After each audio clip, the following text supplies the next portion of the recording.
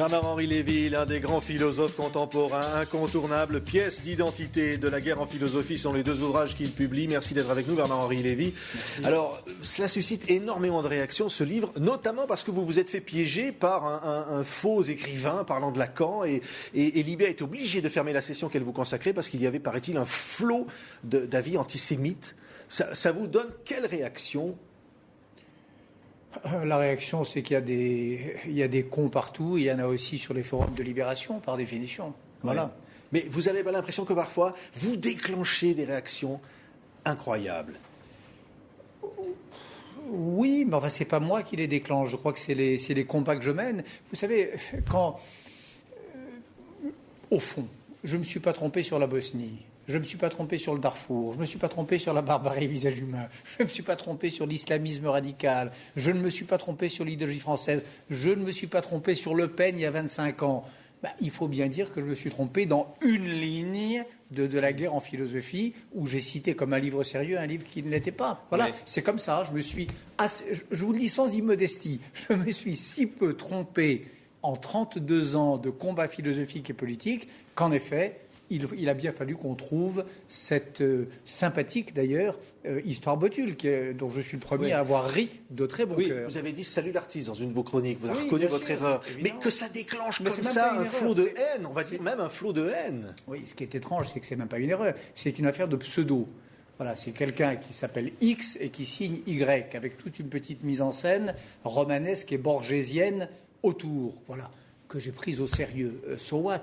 Moi, vous savez, j'ai une pensée personnelle et je suis comme un peintre qui ne regarde pas ce qu'il y a dans les tubes de peinture. Voilà. Une petite citation de Botul qui s'appelle Pagès. Franchement, je m'en fous. Oui. Et le livre, d'ailleurs, sera réimprimé. Et il sera réimprimé de la même manière. Il n'y aura pas un mot de modifié. C'est très bien. Voilà. Bon, alors évidemment, dans ce livre, et vous toujours, évidemment, dans tous vos propos, là, il s'agit de chroniques, il s'agit de prise de parole. Vous prenez position sur la gauche française, sur Sarkozy, sur Obama, sur les grands sujets internationaux. Par exemple, là, dans l'actualité, on a l'affaire Frêche en France, avec les propos qu'a tenus Georges Frêche, le président de cette région Languedoc-Roussillon, concernant Laurent Fabius. Le Parti socialiste, demain, doit-il exclure ceux socialistes qui sont sur sa liste ? Pas seulement Laurent Fabius. Laurent Fabius, deux harkis qu'il traite de sous-hommes, comme on disait à l'époque des nazis, l'équipe de France de foot où il trouve qu'il y a trop de blacks, c'est quand même ça, Frêche. Et en effet, ça me semble plus important, l'attitude du Parti socialiste face à ce discours-là, que les petites polémiques parisiennes. Alors moi, ma position est très simple. Même si ça doit coûter une région à la gauche, il faut être sans pitié avec le lepénisme rose, avec le lepénisme de gauche, entre guillemets, qu'incarne Georges Frêche. Alors il y a des gens au PS qui... Même ceux qui sont sur sa liste doivent être exclus du Parti socialiste demain. En tout cas, le Parti socialiste ne doit en aucun cas le soutenir. Attendez, il y a 20 ans, on sommait la droite libérale, au cas où elle serait confrontée à un duel entre Le Pen et un socialiste, de voter pour le socialiste. On leur disait, on avait raison. Si vous ne votez pas pour le socialiste, vous êtes déshonoré.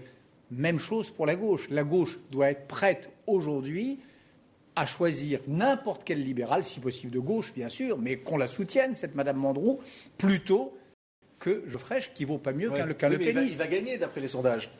Il va gagner. Si les gens continuent, si le maire de Lyon continue à faire le voyage pour Montpellier, si Vincent Payon continue de dire que c'est néanmoins un humaniste, c'est sûr qu'il va gagner. Ça, il n'y a pas de doute. La plupart des classiques socialistes, à part Martine Aubry, qui s'est conduite courageusement, sont en train de faire en sorte qu'il gagne. Alors évidemment, si on savonne la planche à Madame Mandroux et à sa liste, il ne faut pas s'étonner qu'elle fasse 10% à l'arrivée. D'un côté, on fait tout pour, et de l'autre côté, on dit « Ah, mais il va gagner ». C'est quand même incroyable. Ouais. Alors, la question est de savoir, dans une affaire comme celle-là, est-ce qu'on défend les intérêts de la boutique ou est-ce qu'on défend l'éthique ? Oui. C'est ça la question à laquelle les socialistes français sont confrontés. Un autre sujet, Bernard Kouchner, vous ne vous êtes pas fait un ami, vous critiquez notamment la politique de la France au Darfour, il a été obligé de vous répondre, vous dites on n'en a pas fait assez, et il vous répond en gros occupez-vous de ce qui vous regarde, c'est l'affaire des politiques. Écoutez, Bernard Kouchner est un ami, donc moi je ne veux pas polémiquer avec lui, et c'est pas comme ça qu'il parlait jusqu'à 2 ans et demi. Occupez-vous de ce qui vous regarde, c'est pas ça qu'il disait quand il était de l'autre côté de la barricade. Il savait très bien que la question du Darfour, elle regarde le Quai d'Orsay, mais qu'elle regarde aussi les témoins, les journalistes et les intellectuels engagés. Ouais. Et donc, par exemple, le Darfour, mais on peut évidemment parler aussi de l'Afghanistan, le fait de dire que retrouver ou chercher des journalistes français, que ça a coûté 10 millions d'euros, comme l'a fait le chef d'état-major des armées hier, vous trouvez que c'est bien ? Je ne sais pas ce que ça a coûté, mais c'est sans prix. C'est sans prix. Si ça a vraiment coûté 10 millions d'euros, mais ça aurait pu en coûter 20 ou 50. L'État français a les moyens de payer pour libérer des griffes des talibans 2 hommes qui faisaient leur métier, qui le faisaient pour nous informer, pour nous apporter l'une des plus précieuses richesses qui soit, c'est-à-dire un peu de vérité. C'est honteux d'appeler les journalistes au sens de leurs responsabilités sous prétexte que ça coûterait de l'argent de les libérer quand ils sont arrêtés dans l'exercice de leurs fonctions. Oui. Cette phrase-là est honteuse et je le dis avec tout le respect que je peux avoir par ailleurs pour ce monsieur que je ne connais pas, monsieur Gergolin. Cette phrase est honteuse et j'espère qu'il la retirera. Bernard-Henri Lévy, un autre sujet, la burqa. Alors là, vous êtes très franchement, vous dites il faut une loi, il faut être sévère. Vous avez l'impression que la classe politique hésite là quand même, la laïcité y perd. Moi, je suis pour soutenir les musulmans modérés.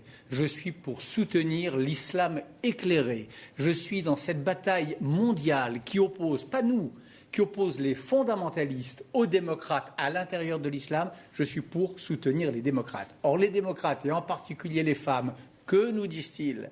Ils nous disent la burqa, ce n'est pas un signe religieux, c'est un message politique. Ils nous disent quand bien même la femme qui est dessous serait consentante, ce n'est pas parce qu'un esclave est consentant qu'il n'est pas un esclave. Et ils nous disent, n'y en aurait-il que quelques-unes que cela contrevient au principe de laïcité et de républicanisme élémentaire qu'est l'égalité des hommes et des femmes. Donc, en hommage à ces musulmanes et musulmans modérés, je crois qu'en effet, il faut être radicalement opposé à la burqa dans l'espace public. Encore un mot, Bernard-Henri Lévy, la place de l'intellectuel aujourd'hui. Parce que vous battez, et on le disait évidemment, vous provoquez de nombreuses réactions. Ces livres sont là pour en témoigner, donc publiés chez Grasset, 2 ouvrages. On a dit un pavé et un galet. Alors ils sont, voilà, c'est ce qu'a dit la presse, un énorme. Mais c'est veut dire qu'il faut être sur tous les terrains, la philosophie, c'est la vie. Écoutez, il faut, j'en sais rien, je travaille beaucoup. Je travaille sur le terrain et je travaille sur des terrains nombreux. Et pour moi, s'occuper par exemple des guerres oubliées d'Afrique, c'est aussi important que de s'occuper du cas Polanski ou de l'affaire Romain Gary. Et les guerres oubliées, c'est très important parce qu'il y a aujourd'hui une vision du monde, celle en gros du néo-radicalisme de l'extrême gauche contemporain qui dit un massacre, un génocide n'est intéressant que quand on peut le déchiffrer avec les bonnes vieilles lunettes de impérialisme versus anti-impérialisme. Et quand une guerre n'a pas le bonheur d'être vue à travers ces lunettes-là, on la laisse tomber, on ne s'en occupe pas. Burundi, Darfour naturellement, Angola autrefois, Monouba au Soudan, et ainsi de suite. Donc moi, je suis partisan notamment contre les idéologues, contre les salopards qui élisent des bourreaux privilégiés et qui désignent des victimes suspectes. Moi, je pense qu'il y a assez de place dans un cœur et dans une intelligence pour toutes les victimes, sans exception. Merci, Bernard-Henri Lévy, d'avoir été l'invité de TV5 Monde. Merci.